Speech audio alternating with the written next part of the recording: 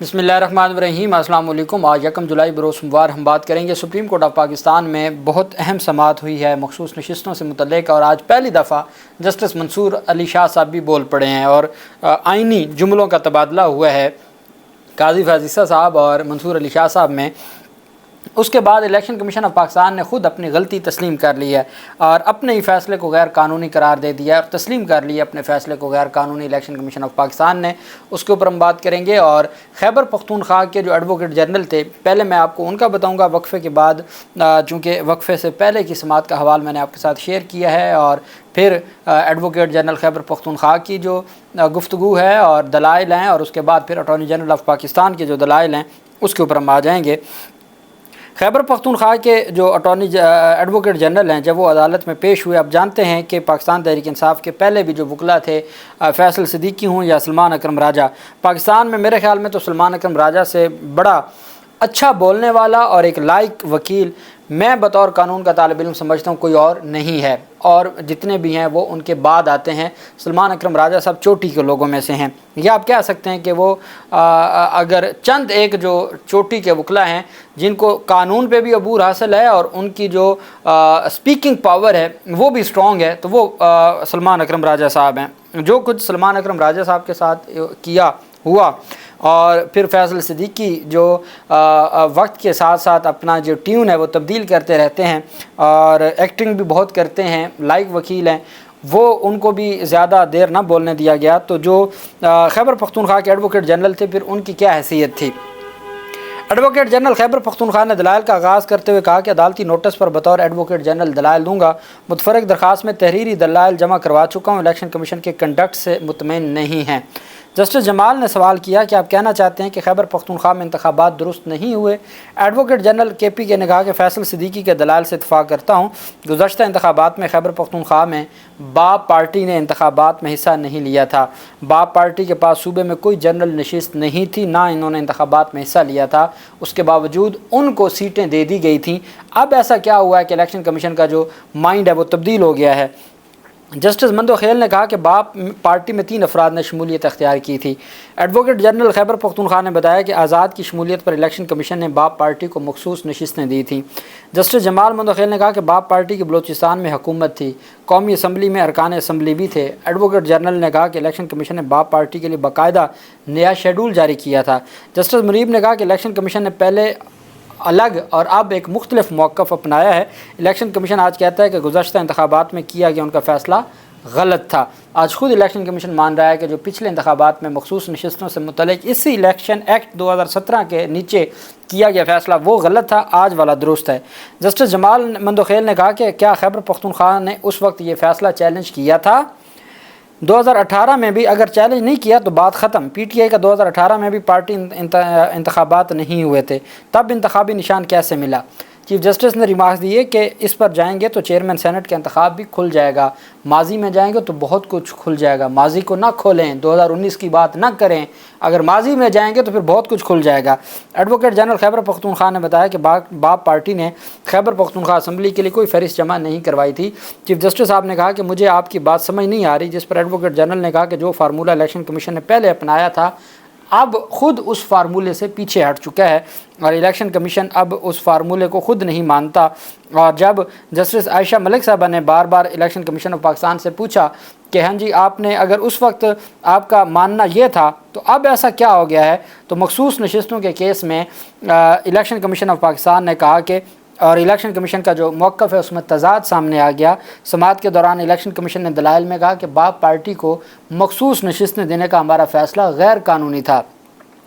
आयशा मलिक साहब ने सवाल किया कि गुज़श्ता इंतखाबात में बाप पार्टी को खैबर पख्तूनख्वा में मखसूस नशिस्तें कैसे दे दी गईं।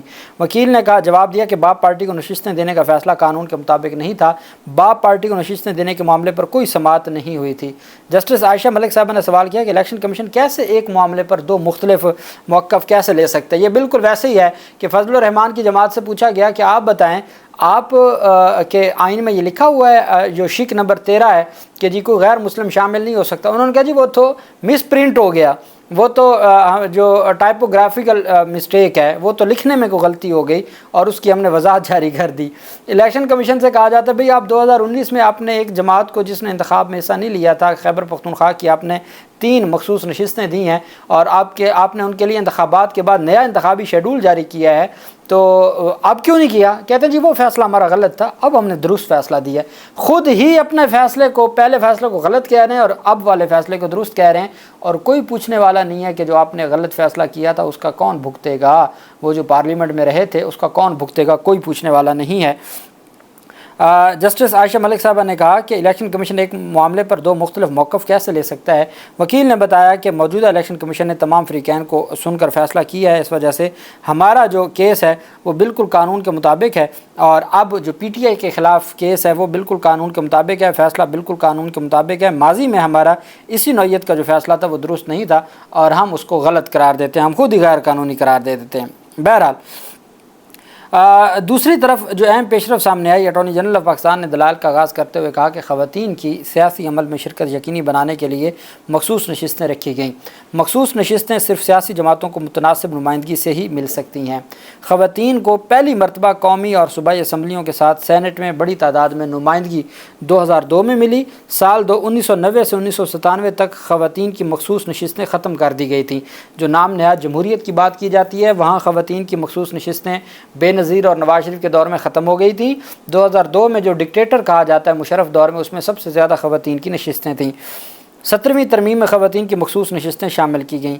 उन्होंने बताया कि मुतनासिब नुमाइंदगी के असूल का मकसद ही नशिस्तें खाली ना छोड़ना है। मखसूस नशिस्तों के लिए आज़ाद उम्मीदवारों का शुमार नहीं किया जा सकता। जस्टिस आयशा मलिक साहब ने दरियाफ़्त किया कि ये बात आप किस बुनियाद पर कह रहे हैं।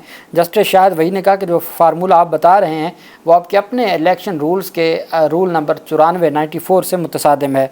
जस्टिस आयशा मलिक साहबा ने मज़ीद कहा कि क्या मखसूस नशिस्तों के लिए 2002 से यही फार्मूला चल रहा है।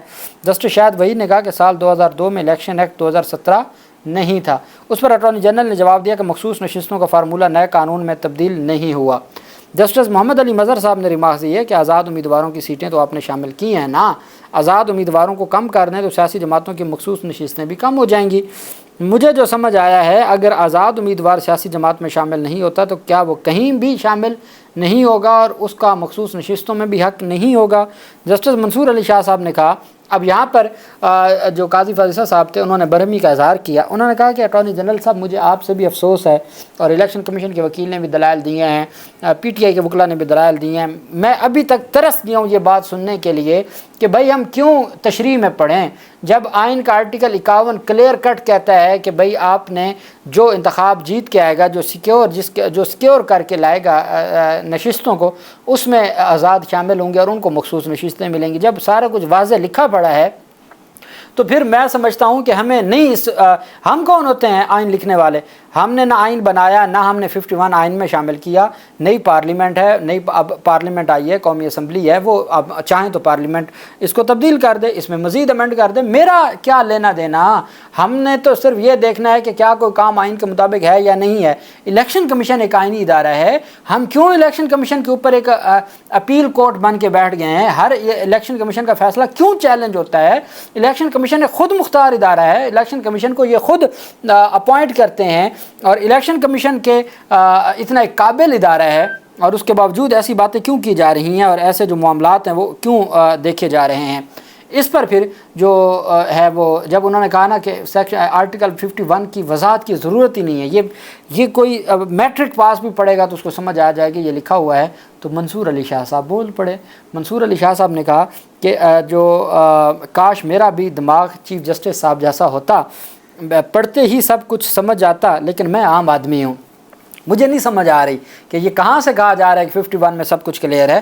चीफ जस्टिस काजी फाजिसा साहब ने कहा कि आइन लोगों के लिए बनाए जाते हैं, वकला और जजेस के लिए आइन नहीं बनाए जाते। आइन लोगों की प्रॉपर्टी है, आइन ऐसे बनाया जाता है कि मैट्रिक का तालिब इल्म भी समझ जाए।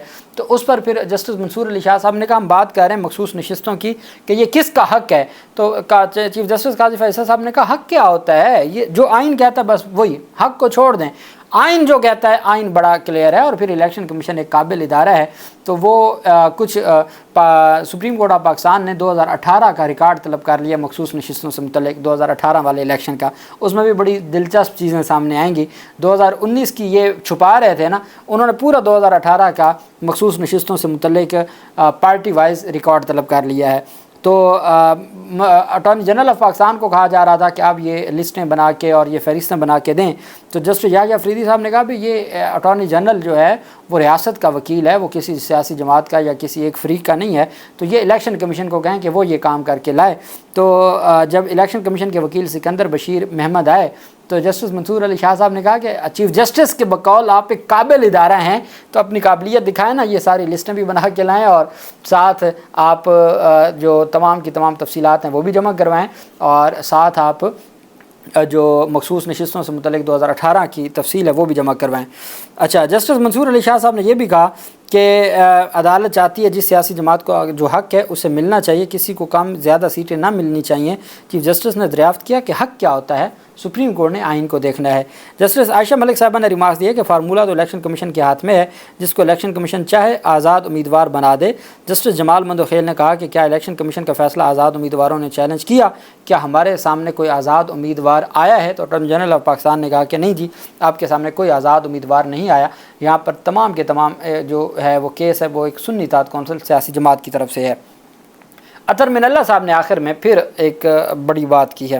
اطہر من اللہ صاحب کی جانب سے کہا گیا اٹارنی جنرل آف پاکستان مجھے ایک بات کا جواب دیں، جب ہم آرٹیکل 51 کو پڑھنا شروع کرتے ہیں ورڈ آتا ہے پولیٹیکل پارٹی کا، ہم آگے نہیں پڑھتے، متناسب نمائندگی کی طرف ہم نہیں جاتے، مخصوص نشستوں کی طرف نہیں جاتے۔ میرا آپ سے سمپل یہ سوال ہے کہ جب آئین کا آرٹیکل 51 شروع ہوئی پولیٹیکل پارٹی سے ہوتا ہے، تو پولیٹیکل پارٹی جب کہہ دیا گیا ہے کہ جی سیاسی جماعت، تو اگر الیکشن کمیشن اسی عدالت کا فیصلہ اس کی غلط تشریح کرے اور غلط تشریح کر کے وہ ایک سیاسی جماعت کو انتخابی عمل سے ہی ایلیمینیٹ کر دے، تو پھر بتائیں کیا الیکشن کمیشن کا یہ جو کنڈکٹ ہے یہ درست ہے یا غلط ہے؟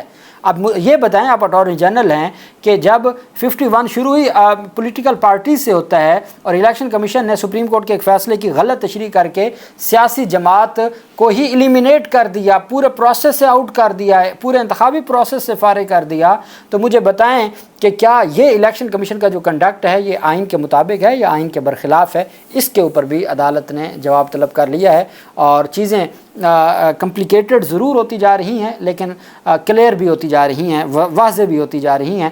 کل 11:30 بجے دوبارہ سماعت ہوگی، اب اٹارنی جنرل آف پاکستان کے دلائل ہوں گے اور اس کے بعد پھر پاکستان تحریک انصاف کے وکلاء کے جوابی دلائل ہوں گے، اور یہ معاملہ اسی ہفتے ہی وائنڈ اپ ہوتے ہوئے نظر آ رہا ہے، اور نظر یہی آ رہا ہے کہ الٹیمیٹ اگر تو ماضی کے نظریہ ضرورت کو دفن کر دیا گیا تو کسی صورت بھی یہ مخصوص نشستیں حکومتی اتحاد کو ملنے والی نہیں ہیں۔ اللہ پاک پاکستان کا حامی و ناصر ہو۔ بہت شکریہ، اللہ حافظ، پاکستان زندہ باد۔